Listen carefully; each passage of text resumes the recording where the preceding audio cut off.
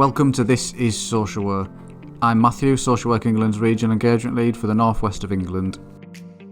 In this series we're focusing on the professional standards, the 6 standards that social workers must know, understand and be able to do as part of their role.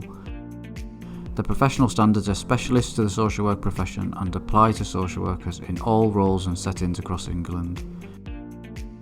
In this episode we're focusing on Standard 4, Maintain My Continuing Professional Development.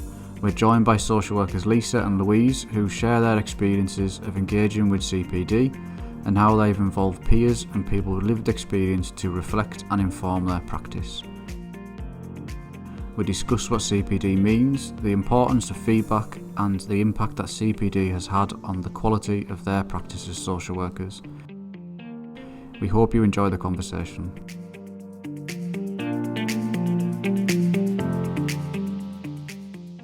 So I'm really pleased to welcome our guests today. I'm going to hand over to both of them to introduce themselves. So Lisa, could you just spend a little bit of time introducing yourself and your role and your background and things like that? Yes, hi Matthew, thanks. My name's Lisa Fjellberg. I'm the practice lead for adult social care in Stockport. I've been in this post since February this year, so it's still quite early days really. And this is my first non-operational post. I qualified in 2000. So almost 21 years ago. You feel very old. My first qualified post was in the London Borough of Newham, and then I moved up north to Manchester, Rochdale, and now in Stockport. So so I'm an AMP as well for 10 years, just over 10 years, and a best interest assessor as well, and a practice educator, but I haven't acted in that role for a little while now. Yeah, so that's a little bit about me, really. Thanks, Lisa. Really appreciate that. Louise, could you do the same? Just a bit of an introduction and where you've come from. Yes, so my name's Louise Ajulakai. I'm a social worker from the London Borough of Bexley, and I work within children's social care. Prior to me working as a social worker, I have worked as a support worker for a residential setting which supports homeless families.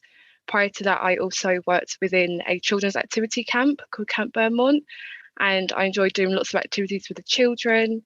I also was a nursery practitioner for a couple of months as well. I've also done volunteering work for people that suffer from brain injury. Thanks, Louise. I'll maybe just give a bit of an introduction as to my background. So my background's in adult services, primarily in learning disability. So my role prior to coming to Social Work England was within a local authority. So we're really pleased to have some guests today, really pleased to have guests from frontline practice. I think it's really important that we have these conversations with people who can bring in different experiences. So it's good to have a good mix of experience and coming from different backgrounds as well. So today's podcast is focused on Standard 4, which Standard 4 is CPD, so Continuing Professional Development. For us at Social Work England, we've put a real emphasis on CPD. We've put a lot of focus on CPD. CPD isn't new for social workers. It's been a feature of social work really ever since it's been a regulated profession formally, but I think social workers continually learning and continually developing themselves has been a requirement of social work practice for much longer than it just being a regulated profession. For us, it really supports us to achieve our overall aims as an organisation, so feeds into the organisation around public protection. So that is the primary focus of Social Work England as a regulator. But we also want to improve standards in social work and improve public confidence in social work as well. So the direction that we've taken in relation to CPD and the requirements that are placed on social workers in relation to their CPD really supports us as an organisation to achieve all those things that we're set out to do. As I say, it's not new for social work. It has been a requirement thinking back to when social work was regulated with the GSCC and then into HCPC. There has been a CPD element to those registrations. For us, we describe CPD as reflection and the learning activities that social workers undertake throughout their career to maintain and improve their practice in whatever role they've got. So that could be adults in children's, that could be in private, voluntary and independent sector. Social workers have a breadth of roles and there's a CPD requirement for all those social workers. So we, when we took over the regulation of social workers on the 2nd of December 2019, we changed the requirement in relation to CPD. So there was always been a requirement for social workers to record the CPD, but we at Social Work England required social workers to record their CPD in a standardised way, all in their online accounts. That was a big change. That was a big switch for social workers. We've now gone through that first renewal cycle. So all social workers have done that and are now actively engaging with their online account and using it to upload CPD. We also reviewed 2.5% of those accounts, and we can talk about some of that a little bit later.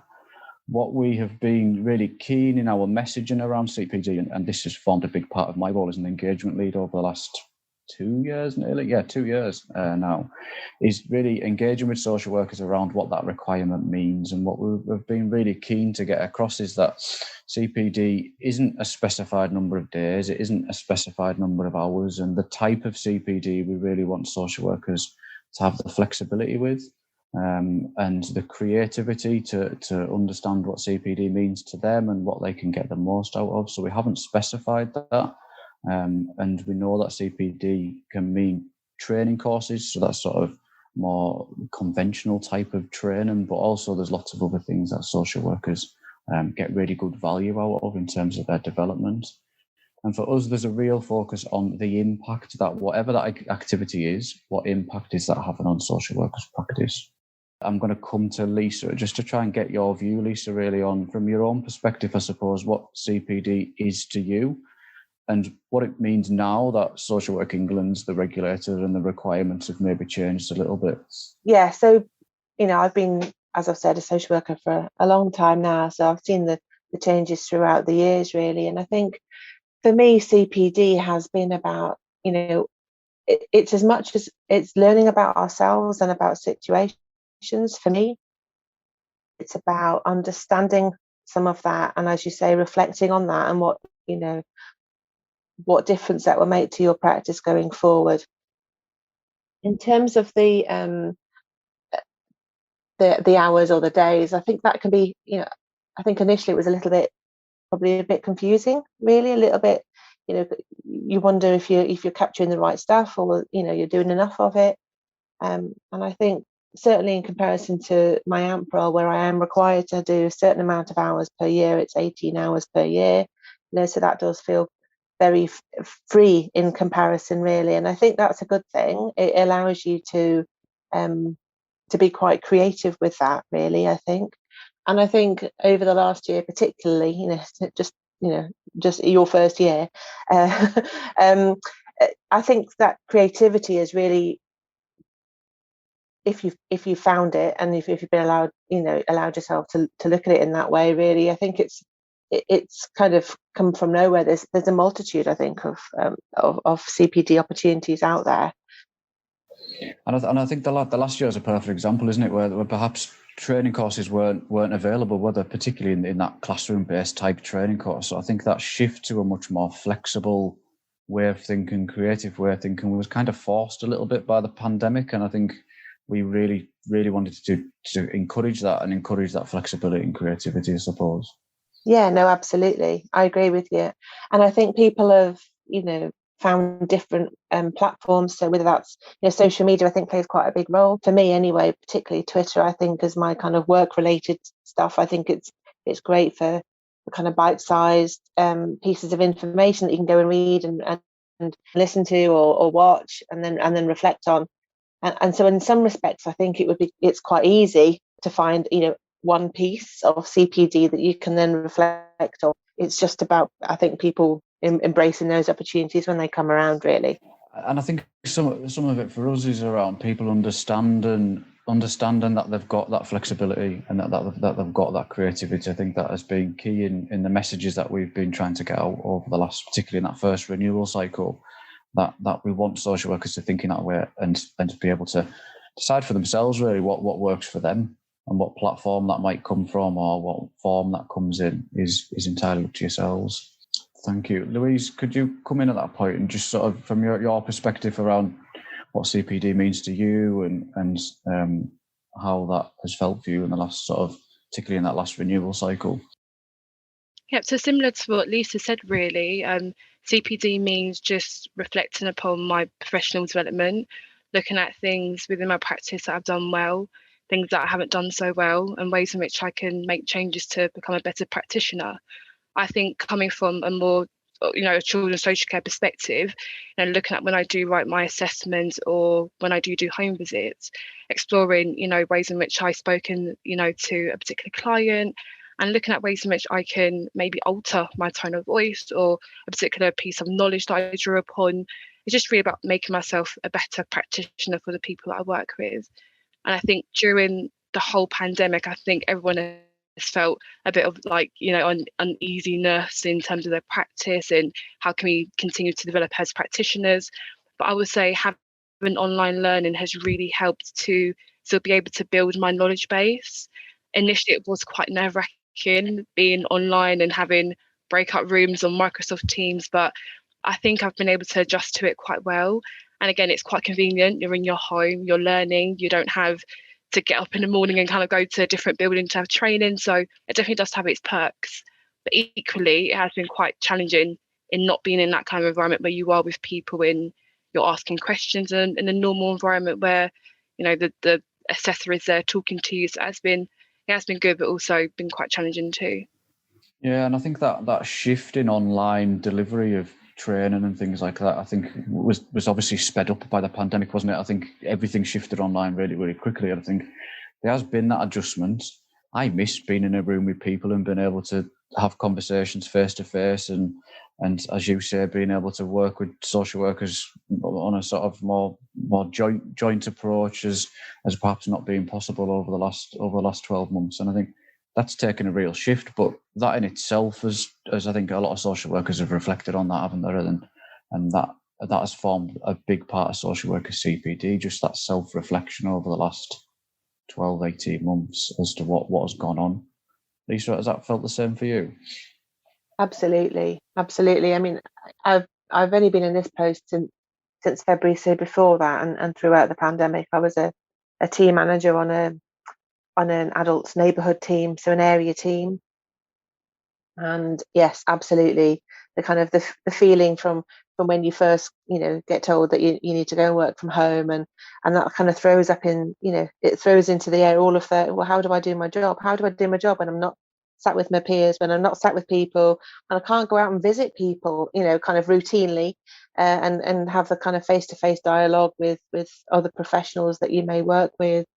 And I think that's, for some people, I think it's been scary. We've seen practice, good practice. We've seen not so good practice, I think. And I'm not just talking, social work here. I think across the board.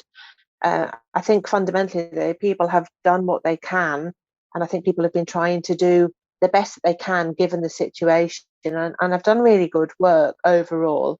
But I don't know that people necessarily have always found the time to reflect on that. I think sometimes, and that for me was one of the big challenges, really, that kind of that juggling act between providing social work input, if you like, and intervention with adults, and quite honestly, just getting through the day, getting through the week, and living in that way, really, going from week to week, and doing the best that you can.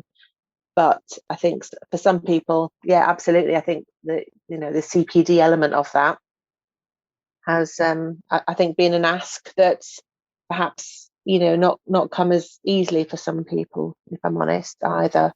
Yeah, and I think we've seen that. You're not the first person that said that, Lisa, and I think we've seen that we commissioned some research. So YouGov completed some research on our behalf and spoke specifically to social workers about CPD. So there was 504 social workers spoken to, and that took a few different forms. There was 2 online focus groups. There was one-to-one interviews, but also looking at some anonymised CPD records as well.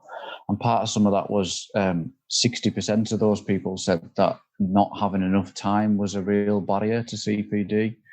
And I think we absolutely recognise that. And particularly during the pandemic, I think the crisis that social workers are having to manage, the change that social workers are having to manage, and just that shift to working from home that we've talked about. I think time has become, it has always been a factor for social workers.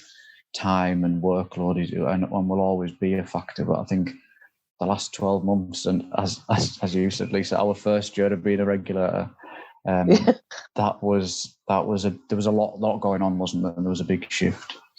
Absolutely.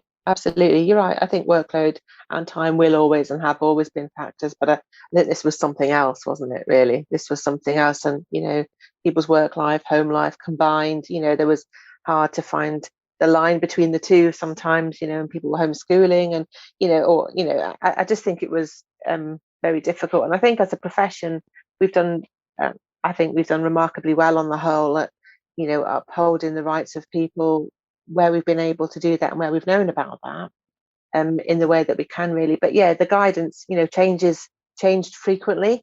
It was one way, and then maybe overnight sometimes it felt it was another way. So yeah, a kind of moving feet really. Yeah, absolutely. Have you felt that, Louise, in your and still in your frontline role? Have you felt that through the last 12 months? Yeah, I would say that in terms of working from home, I found that I work for longer hours, ironically. So, my screen time has been increased quite a lot. And, it does affect in terms of time that you do have to dedicate to CPD if you are spending longer doing case notes or, doing your video calls and stuff. It means that the time to do CPD is less and less than we spend doing screen time. So it has had its difficulties, but I think what's helped me is just having a day or an afternoon where I dedicate just to doing my CPD, and I switch off my emails, I switch off my work phone. I think I'm going to stop and just reflect now, because I think within social work you can just kind of get lost in the tons and tons of case notes and assessments you have to do. So giving yourself that protected time where you can has been quite beneficial for me.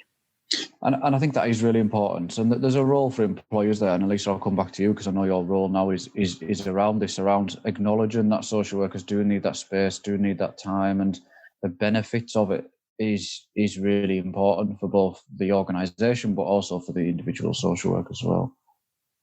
Yeah, no, absolutely. And I think in this role, that is one thing. This is a new role, so there hasn't been anyone in it before. So it's been a lot about finding ways to support people. But there is a balance, as well. I think we want to drive up, the practice. We want to make sure that people are completing CPD, that they have the time. I'd like to look at other mechanisms really, whether that's social work forums, whether that's peer support. The teams already do peer support, but maybe learning circles, lunch and learn sessions, all of that kind of stuff. But as Louise has said already, as a frontline practitioner, I think in some respects that feels a little bit like a luxury, and I think it's an essential luxury. Personally, I think we can't do a good job unless we're making sure that we are fit to practice, but and that we have time and space to reflect and think, and all too often you don't even have time to think. You don't even have time to think between one task to the next one. So I think it's really important, but I think it's definitely a balancing act between recognizing what the frontline pressures are and what people are going through. There is a balance, and I think we're keen, all the region engagement leads are keen to work with employers around that and to ensure that the social workers are supported to meet the requirements of the regulator, but understanding that context. And I think all the region engagement leads are social workers and come from different backgrounds in terms of social work, but I think having that understanding around what the demands are on frontline social workers, I think is really important in shaping that offer to social workers and that CPD offer. But there's absolutely work to do, I think, to try and get that right. And we've seen an interesting sort of, particularly you, Louise, talking about sort of online learning. We've seen as part of that YouGov research that 76% recorded CPD based on online learning. And I just don't think we will have seen that pre-pandemic. I just think that Online learning has always been a feature for myself, and I've always used different resources around online learning, and e-learning sort of started to become more of a feature with my previous employer. But I think that feels really high. I don't know what Louise, you think about that, and Lisa, I think that definitely feels different. I agree. It's very high. Yeah, I think initially before the whole lockdown situation came last year, most of my training was done face to face in, like a proper room with, the person that would teach. You had, your peers with you. But, lockdown did force us to have to change and to try different ways that really was quite beneficial to our learning. There was challenges at the beginning with connection and the PowerPoint's not really being on Microsoft Teams or people being on mute and you're thinking, I can't hear you anymore. So, it did have its funny challenges, but we did it as a profession, and the fact that people got so much learning out of it, given the stats that you read out, it shows that online learning does have quite profound effects on our practice. So it's positive. Yeah, and I suppose it comes back to what you were saying there, Lisa, around now trying to figure out what that offer can look like and how best that can support frontline practitioners. So is it like longer online training courses? Is it those shorter lunch and learn type things? There's lots of different ways of doing it, isn't there? But I think just trying to figure out some of that is really important. Absolutely. I think I agree, Louise. It was all, and Matthew, it was all kind of, it was all in, as Louise said, in a proper room. It was, and I think some people didn't consider it, CPD if it wasn't, a face-to-face, session a day, whatever that looked like, whatever it was on. I think people valued e-learning or online learning less, if I'm honest. And I think that that's definitely catapulted us into the more of an online way of being, and more of a kind of a flexible way of being, and maybe some of the the ways that we work generally going forward, maybe some of that will stick, I think. Yeah, and there's some good to come from it, isn't there? And I think people's learning styles are different as well, don't they? And then I know that I've typically always struggled with that sort of classroom based, sit in a room listening to someone talk for 8 hours. I've always typically struggled with that, and you can imagine how amazing I was at university and school. But I learn much better by myself and sort of spending time reflecting and reading. I get a lot from podcasts, ironically, that I'm sitting here recording one.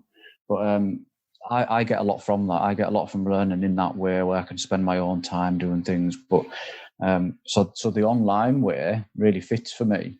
But I know different learning styles benefit from different ways, don't they? And I think there's that sort of multitude in terms of an offer, I think is something that needs to be considered, isn't it?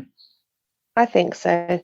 Definitely. And I think, a mechanism that allows discussion as well, getting together, whether it's in a breakout room, whether it's in a corner of a proper room, whether that, whatever that looks like. I think that's how we learn a lot of it, whether it's online, whether it's podcast, but there has to be an element, I think, for me, of reflecting with other people, on situations and how you can do it differently. And I think I get a lot from those sorts of discussions around practice and about scenarios.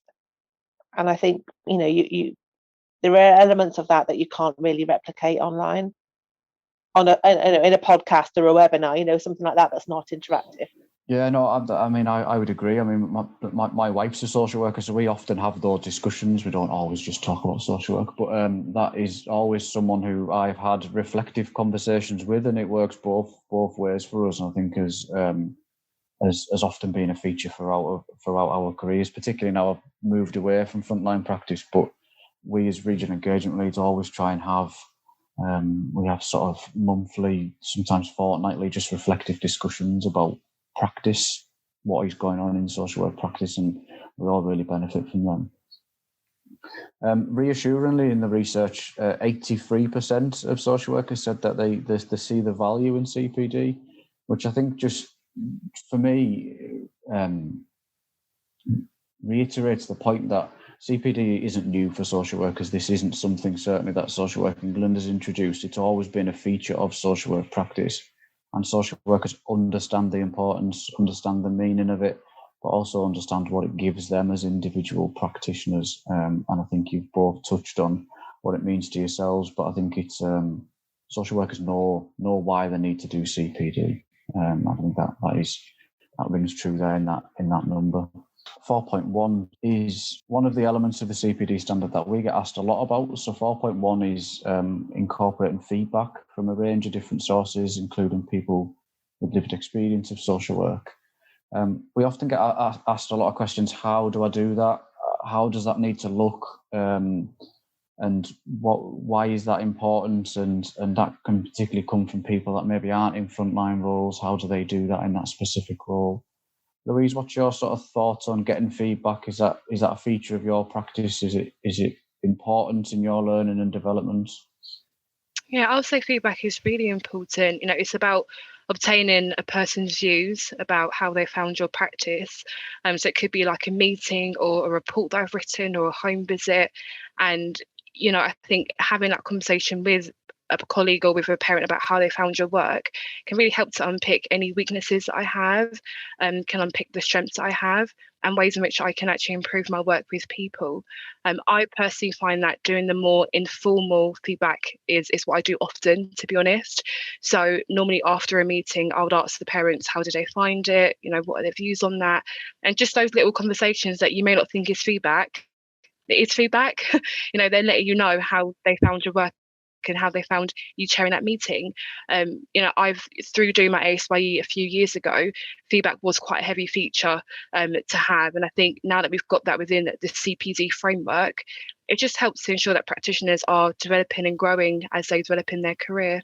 Yeah, and I think your point about it not having to be this really formalised way of getting feedback, I mean, that isn't the ask. That there isn't a requirement from Social Work England to upload a formal piece of feedback that you've got from somebody that you're working with. Upload that to your Social Work England account and reflect on it. You can do that, absolutely, but that isn't the ask. You're right, feedback can come in many different ways, from many different sources and in many different forms. And I think sometimes those little comments that have been made to you verbally or over an email or something like that can have a real impact and can really prompt some good, valuable reflection and learning. And I think that's the kind of things that we want social workers to capture. And I think that informal stuff can often have real value. Lisa, do you want to come in at that point around feedback? Yeah, I think it's something that, when you're doing a social work training or when you're doing your ASYE, I think that's very structured. It's there. But I think when you haven't been through, for some of us, we didn't have an ASYE, program in place. So since I was on placement, I haven't had a direct observation in a formal way like that.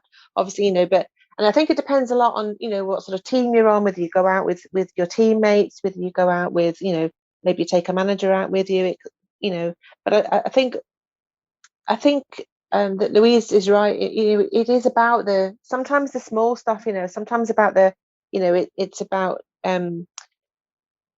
maybe just the tidbits really about, you could have done this a bit better, you could have done that a bit better. It's on emails, it's face to face, it's on the telephone. But I think what we're not very good at doing is doing it routinely. I don't think we're in practice of doing it as a kind of standard approach throughout, really. I think generally, we hear about the bad stuff. We hear about the stuff that we haven't done so well, or that, we have to talk to somebody about something that they haven't done so well. But I think we need to be better at routinely saying, that was a really good piece of work, or, you did really well in that meeting was really difficult, you handled that really well. Whatever that looks like, I think absolutely we need to take advantage of those opportunities so it becomes the norm. I think for some people, going out on a visit feels like a direct observation, even when it's not in the same way, and I've had people say to me, well, what do you want to come out with me for? I'm like, well, because I do, because exactly, what's your hidden agenda? And I'm like, but I just want to come out with people because it's good to get out and meet people. It's good to get out and see, that I can see, when I was a team manager and an assistant team manager on a few different teams. So, I want to be able to say, hand on heart, I know that this person practices in this way. I have seen it with my own eyes. And I think that's really difficult to replicate if we're not making this an ordinary event, really. It makes people a bit suspicious, doesn't it, I think?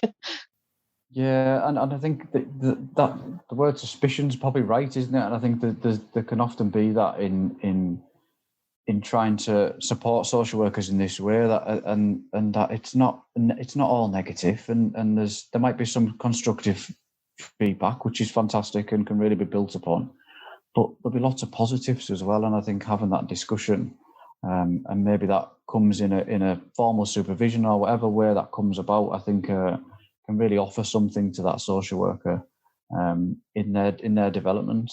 Absolutely, and vice versa. When you were chairing a meeting, or how did I do? What do people think? It's not very often you get it. I think that would be a good thing. Both ways, really. Yeah, and I mean, you talked about being a practice educator, practice assessor, Lisa, and I think that was I was a practice educator when in my previous role, and I think I always got a lot out of that for myself in terms of my own development and learning. I think you would probably get a lot more feedback in that process, wouldn't you, if you were supporting an ASYE or a student? And I think that always felt really beneficial to me as a social worker, and that was always something I really enjoyed doing. Definitely. I think it helps keep you current, helps keep you aware of what the issues are and how you come across, because we can all get a little bit, staler, and we need to keep that current, don't we? And I think, we need to be responsible for our own practice, but sometimes we need a hand with that as well. Yeah, and I think sometimes the only way you know that is through feedback, isn't it? And I think that honest feedback is sometimes the only way that you'll be able to pick up on that. Absolutely, and to have that honest dialogue. Throughout the first lockdown, I found that just getting like random feedback from people, like sometimes like a minute taken might email me saying, Louise, you chaired this really difficult meeting quite well, and it makes you feel as if I am doing good, like even though we've been in a really difficult situation with the lockdown and struggling to really meaningfully safeguard children, just getting those little emails and little comments here and there, it just boosts up your kind of self-esteem and how you feel about being a practitioner. So I do think we do need to do a lot more with encouraging people and giving people feedback when they may not expect it, because those little things really do mean a lot to practitioners, I feel. Yeah, and then I think the key then is how that individual practitioner that then sort of reflects on that and maybe takes that away and spends more time thinking about it and considering what needs to change, what needs to happen, what they can embed if it was positive, how they can do that more. And I think that reflection bit is really important, and I think that forms a real big part of the requirement for social workers with the CPD. And I think reflection's always social workers understand what reflection is, but I think again it can be a time issue. But Louise, do you think there's any other barriers to social workers sort of spending that time reflecting and then using that as a CPD upload to the Social Work England account? I think finding the time. I know we've spoken about it already, but it can be tricky, especially in children's social care. We sometimes if emergency comes in, you're running out to support that family, or you're in court the next day. It can be, every day is different, and I think finding that time to dedicate to doing CPD can be quite tricky. And I think for me that's been one of my barriers that I've had. But I think just having that dedicated time where you say, no, this afternoon I'm going to dedicate to this, switched off my devices, has helped me. But I know a lot of practitioners have had other barriers, like not really understanding what to put in their CPD, or not knowing how to really reflect upon a particular like training or interaction that they've had. But I think having things like this, like a podcast, can really help people to understand, oh, maybe that's an idea I can use for next time. Thank you. Lisa, is anything you want to come in on that?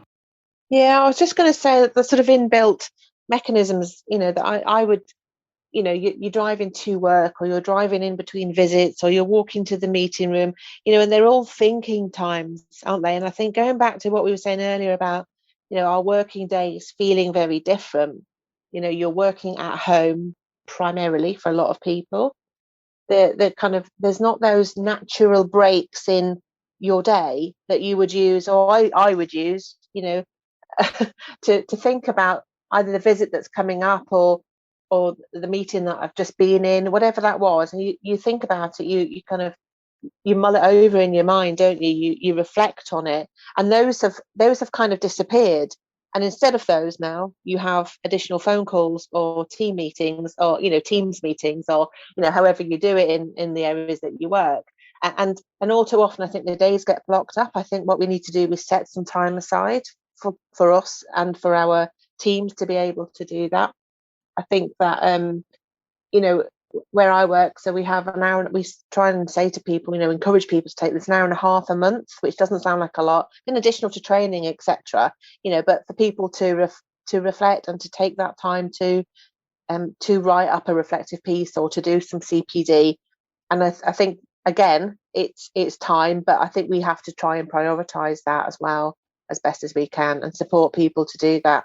Yeah, and I think that the travel time's a really important point to recognise that has shifted hugely, hasn't it, over the last 12 months? And I've always had to travel a lot. I've previously worked in Cumbria. It's a huge county, and getting anywhere takes a long time, and benefited a lot from that. Sometimes just that reflection after a visit or after a meeting, that I got a lot of benefit from that.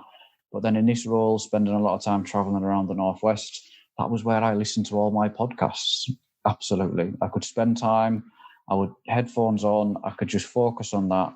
And then for me, that was learning, that was development, that was CPD. And I think I would then reflect on what that was and what that meant for my role and all those kind of things. But lockdown happened, that disappeared. And I'm terrible at giving myself time through the day. I'm really bad at it. But I try to carve out a little bit of time. I try and, again, headphones on, I'll sometimes just go for a walk and just get out the house and learn and then come back, and then that's a piece of CPD for me. But I think it's sometimes just that conscious effort, isn't it? That conscious switch, that mindset of, right, I'm going to do this because it's really important to do it, and carve out that separate time, like you've both said.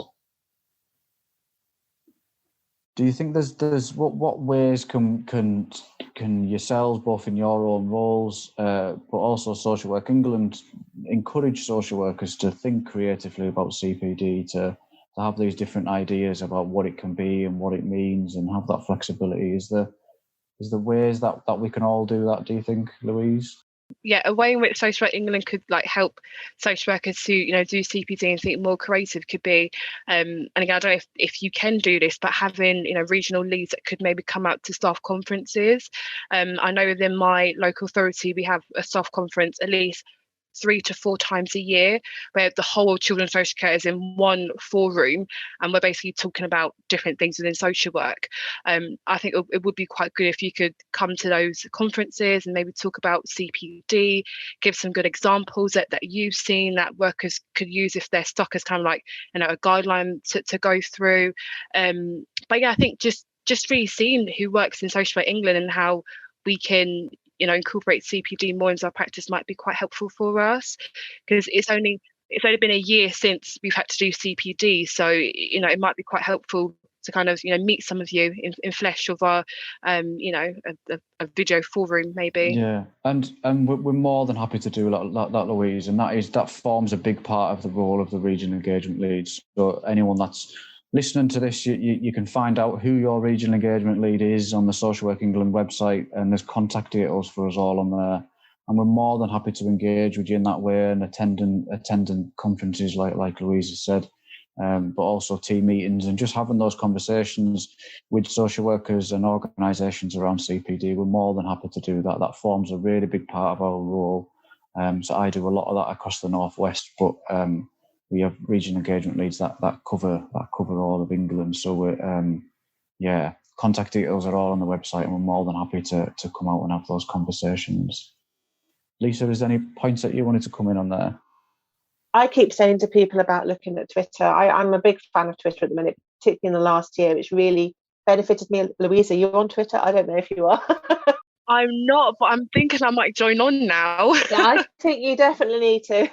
It's. I mean, I think definitely over the last year, I was on it for a long time, and then kind of fell out of love with it really for no particular reason. And then certainly in the last year, I've rediscovered it, and I think there's blogs, there's webinars, and I just want to mention there's so Siobhan McLean is and Siobhan McLean and Social Work Student Connect, I think. So I think that was set up in response to social work students needing to connect, hence the title, I think. But they do a webinar every Wednesday evening, and I'm not being paid by Siobhan or them either. But I do think it's worth a plug. They're brilliant webinars, and they're all on YouTube as well, so you can catch up after that. They've done like 47 or 48 or something like that, I think it is, about a wide range of topics. So for me, although that's another opportunity as well to look at and to learn from other people and to hear about practice. And I think that the Twitter's interesting, isn't it? It was always something I shied away from as a frontline social worker. I was never on Twitter, and I shy away from social media in my personal life. To be honest, it terrifies us. But I'm on Twitter as a regional engagement lead, and I think it's a really useful platform for just knowing things, sharing information. And I think there's a sort of small group of social workers that are active on Twitter, isn't there? But I think it is a good way to just know what's going on and tap into different resources. And you network with people that you wouldn't ordinarily network with, so whether that's legal folk or so people from a mental health, whether that's lived experience or who work in that field, or just a wide variety really. You can't, public health, all sorts of stuff really. It's just a little minefield, I think, of great opportunities. Yes. So I'm going to come to the sort of closing question, I suppose, to both of you. And it's, what one piece of CPD have you done that has stood out for you? Is there one piece that you can think of that would maybe be a bit of a light bulb moment for another social worker? Louise, I'll come to you first. I would say there was one CPD that I did last year.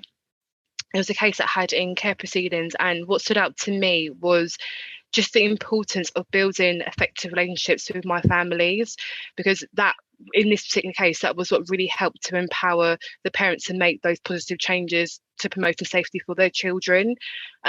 With this particular case, the parents lost a lot of trust in social workers. So having me come into the scenario mid proceedings was a bit like, you're going to be like another social worker, aren't you? But within that CPD, I was really able to reflect upon how I was able just to listen to them, listen to their past experiences of losing trust in people, and just having that empathy and working with them on ways in which we could agree together on how we could work together to make those plans that they were, in agreement with, to make sure that their kids were protected and kept safe from harm. So just reflecting upon that particular case really helped me to understand it's important to build relationships with families. And even though it can be tricky at times, just taking that time to really listen to people is important. And exploring relationship-based theories really helps me with that CPD. Yeah, fantastic. That's a great answer, Louise. Lisa, over to you. So mine's not from actual practice. This is, again, as an example of something we were talking about earlier, something that I have watched. So this was probably about a year ago. So Professor Lawrence Serrant's her inaugural lecture. I don't know if anyone's seen that. It's about silence, and she tells stories about silence, so her experiences as, in her words, a Black female nurse academic, and it starts in 1982 when she was completing her nurse training. So I think it's just something I would highly recommend. It was very powerful, probably I think because they're real life stories about inequalities, life experiences, gaps in education and training, and I think that then raises questions about fitness to practice for different kind of professionals as well as social workers. Again, I don't want to elaborate too much because I'll give it away, but I think it's I think it's a really powerful piece. It's approximately an hour long, and it just brings home a lot of stuff, I think, really, and she gets a standing ovation, and I don't remember ever being in a lecture theatre that got a standing ovation, and I think that kind of speaks volumes. Really well worth a look, and a view of that, definitely. Fantastic. And yeah, but I think both your examples there are really good examples of how one piece of reflection can then prompt lots of other learning and lots of other development and thinking about things in different ways. I think they're both really good examples of how CPD can then become this sort of bigger learning activity that you undertake on the back of something, on the back of one thing. And I think that's really important. I think for me, it's about making it part of everyday life. So you watch something, it can be a TV program, it can be something that you've read. And if you can reflect on it and put it to good use, then I think we need to get better recognising that as CPD. That is a great note to end on, Lisa. You have summarised this whole conversation much better than I could have. So once again, just thank you both for your time. I've thoroughly enjoyed just having a conversation with both of you, and I think it's been really beneficial. This will probably form a piece of CPD for myself, and can do for both you, Lisa, and you, Louise, and anyone that's listening to this. This can form a piece of CPD. Reflecting on what has been discussed today and the impact that can have on you and your role, I think is something that hopefully will come out of this for some people. So again, thank you for your time, everybody, and I've really enjoyed this. Well, thank you. Nice to meet you, Louise and Matthew. Thanks, everybody. Thank you. Nice to meet you all. Thanks again to Lisa and Louise for joining us and sharing their experiences and understanding of recording CPD. If you enjoyed the discussion and would like to continue the conversation with us, you can follow us on Twitter and LinkedIn using the hashtag #ThisIsSocialWorkPod to share your thoughts. You can also find out more about the professional standards on our website. Join us for our next episode where we'll be talking about Standard 5 and what it means to act safely, respectfully and with professional integrity. Thanks again and see you soon.